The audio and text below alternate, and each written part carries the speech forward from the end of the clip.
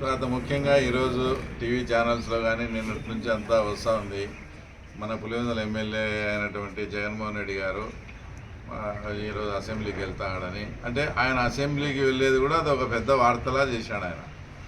అసలు ఆయన ఏమనుకుంటాడు, అసెంబ్లీ అంటే ఇక్కడ ఏమైనా లోటస్ పాండ్లు ఉండే ఆయన ప్యాలెస్, ఇడుపులపాయ, తర్వాత తాడేపల్లి, పులివెందుల ప్యాలెస్లు అనుకున్నాడు. ఇట్లా పోయినాడు, 10 నిమిషాలు అట్టు వచ్చినాడు.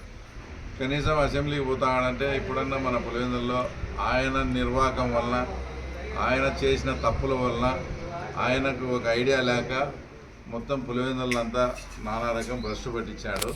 కనీసం అసెంబ్లీకి పోయి అయ్యన్న మాట్లాడతారులే, ఇంకన్నా అంతో ఇంతన్నా కొన్నిన్న ఆయన కొన్ని చెప్పి, తర్వాత నేను మా చంద్రబాబు నాయుడు గారిని కొన్ని అడిగి పులివెందుల్లో ఏదైతే అస్తవ్యస్తంగా ఉండే పనులన్నా చక్క పెడదాంలే అనుకుంటే ఊరికి పోయినాడంట. ఇంక మళ్ళీ రేపటి నుంచి రాడంట. అంటే సంతకం కోసం పోయినాడనేది వచ్చి క్లియర్గా అర్థమవుతుంది. ముఖ్యంగా ఎందుకంటే రాష్ట్ర వ్యాప్తంగా కూడా ఈరోజు ఎందుకు ఆయన ఇక్కడికి వచ్చాడనేది కొన్ని వాస్తవాలు రాష్ట్ర ప్రజలకు తెలియజేయాలనే ఉద్దేశంతోనే మిమ్మల్ని రమ్మన్నా. గత 15 రోజుల నుంచి 20 రోజుల నుంచి ఎప్పుడు రఘురామకృష్ణరాజు అది ఆర్టికల్ అదంతా చెప్పినాడు, 190 శాసనసభ గీత అబ్లిక్ 4లో ఈ రకంగా ఉందని అప్పటి నుంచి ఒక రకమైన భయం అనేది స్టార్ట్ అయింది ఎవరిలో, మిగతా 10 మంది ఎమ్మెల్యేలలో. ఈయన విషయం పక్కన పెడితే ఆ 10 మంది ఎమ్మెల్యేలు కూడా అనేక రకమైనటువంటి ఒత్తిళ్ళు, అంటే సజ్జల రామకృష్ణారెడ్డి ద్వారా కానీ, తర్వాత ఇంకోరి ద్వారా కానీ జగన్మోహన్ రెడ్డి మీద విపరీతమైన ఒత్తిడి తేవడం. ఇది మా సభ్యత్వాలు కూడా క్యాన్సిల్ అవుతాయి, అన్నీ కన్నా మళ్ళీ బై ఎలక్షన్స్ పోతే 4-5 ఓడిపోయినా కూడా మన పరిస్థితి ఆ తర్వాత ఇంతకన్నా దారుణంగా తయారవుతుంది. అయినా మేము ఇప్పుడు అప్పుడు ఏదో నువ్వు ముఖ్యమంత్రిగా ఉండి అప్పుడు ఏదో ఎలక్షన్ పెట్టుకొని అయితే మేము గెలిచాము. ఇప్పుడు మనం ప్రతిపక్షంలో ఉండి ఎలక్షన్ ఫేస్ చేసే ఆ ధైర్యం కూడా మాకు లేదు, ఆ పరిస్థితులు కూడా ఇప్పుడు లేవు.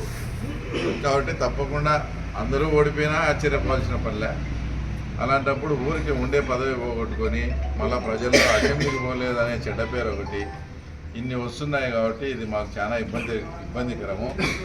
వారు డైరెక్ట్ చెప్పలేదు కానీ అవసరమైన కానీ అసెంబ్లీకి వచ్చి మమ్మల్ని సంతకం పెట్టని కూడా పోనీకపోతే మేము పార్టీ అయినా కూడా మారే పరిస్థితులు ఉన్నాయని ఇండైరెక్ట్గా ఆయన హెచ్చరించడం జరిగింది.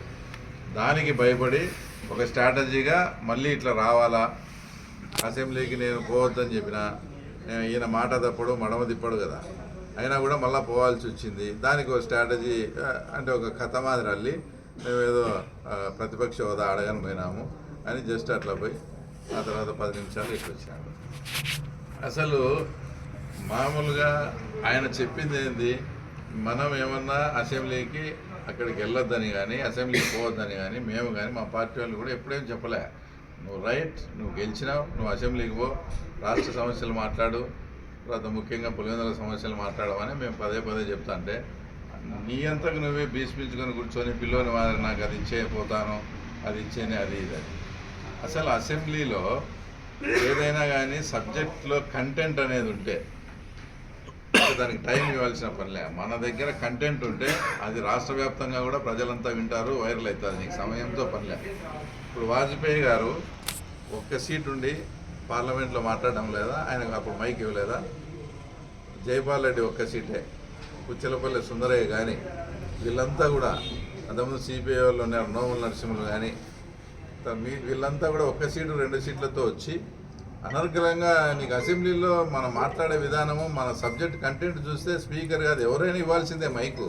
నువ్వు ఆ కంటెంట్ ఆ సబ్జెక్ట్తో నువ్వు వచ్చి ఏదైనా ఫెయిల్యూర్ అయినప్పుడు నువ్వు ఏదన్నా మాట్లాడాలి. కానీ తర్వాత ముందే నాకు మైక్ ఇవ్వరు, నాకు ప్రతిపక్ష నాయకునికి హోదా ఇచ్చి నాకు సమయం ఇచ్చాది కాబట్టి అప్పుడు నీ సోది అంతా చెప్పుకోవచ్చు అని ఈ రకమైన కండిషన్ పెట్టి ఇట్లా అసెంబ్లీకి రాకుండా ఈయన ఉండడం ఇది చాలా దురదృష్టకరము. అసలు చాలా కూడా బాధాకరం. రెండోది ఏంటంటే కేవలం ఆ 10 మందిని పక్కన పెడితే ఈయన పరిస్థితి 100% ఈయన పులివెందులను ఆయన ఇష్టం వచ్చినట్లు రోడ్లు గీట్లు డ్రింకింగ్ వాటర్ అనే సమస్య తెచ్చిపెట్టి ఈ పరిస్థితిలో ఉప ఎన్నిక వచ్చినా కూడా ఇక్కడ కూడా ఇబ్బందికరమైన పరిస్థితులు. ఎందుకంటే ఇప్పుడు ఆయన పర్యటనకు వస్తే అందరూ వెళ్ళేది బిల్లులు రావాల్సిన వాళ్ళు తప్ప వేరే మామూలు కామన్ పీపుల్ ఎవడే కానీ పోవడం. అసలు ఇంత నీకు సేవ చేసి 50 ఏళ్ళ చరిత్ర, ఇంతగా నేను ఎమ్మెల్యే కనిపించి ఇక్కడ నీ కోసం పనిచేసిన వాళ్ళ బిల్లులు కూడా ఇవ్వకుండా పెద్ద పెద్ద కాంట్రాక్టర్లకు కమిషన్లు తీసుకొని బిల్లులు ఇచ్చి వాళ్ళందరినీ నాశనం చేశాం. ఆ కోపం అంతా ఉంది. ఇప్పుడు గెలిచిన తర్వాత కనీసం అసెంబ్లీకి పోయి మా సమస్యలన్నా మాట్లాడి మమ్మల్ని ఏమైనా గండనేస్తాడనుకుంటే అటు అసెంబ్లీకి పోకుండా ఇక్కడ కూడా ఇట్లా దుర్భరమైన పరిస్థితులే ఉన్నాయి. ఇవన్నిటినీ బేరీజ్ చేసుకొని ఎవరికి నేను అడిగి పోతానా, నాకు అది అడుగుతానా, అది లేదు ఇది లేదు అనుకుంటూ ఆ రకంగా ఈరోజు ఆయన చేయడం.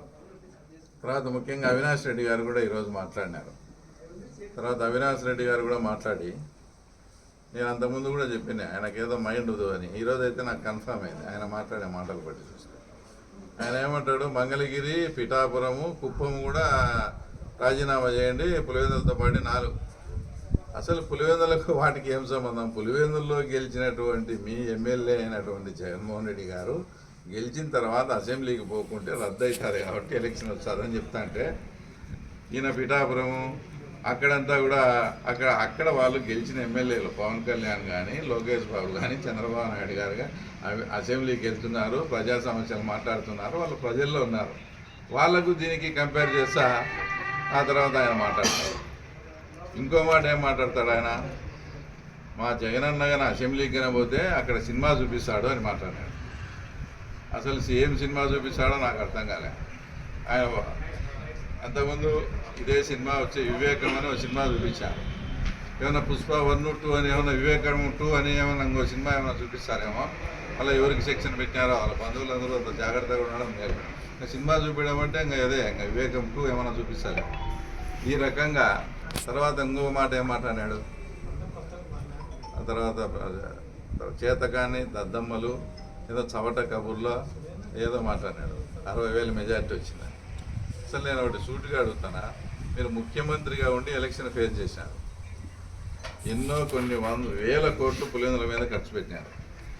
ఎలక్షన్లలో ప్రతి ఓటుకు మీరు ఎంత ఇచ్చినారో అది మీకే తెలుసు, మీకుండే ప్రజలకు తెలుసు.